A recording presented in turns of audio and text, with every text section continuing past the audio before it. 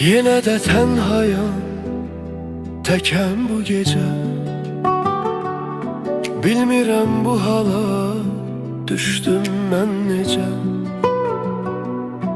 Yaxşı olacağıma ümidim yoxdur.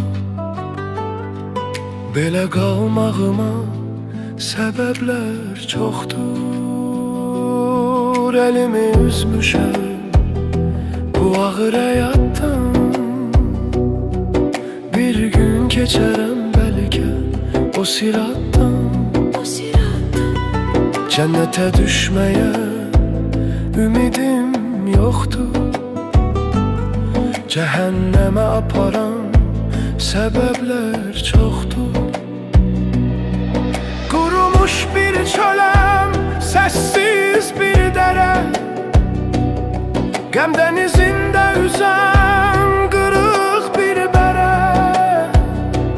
Sahil görəcəyimə ümidim yoxdur.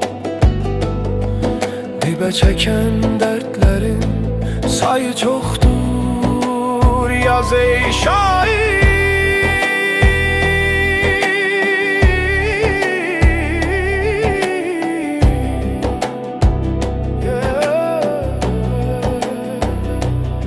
qəmli misralar yaz, oxuyan kimsə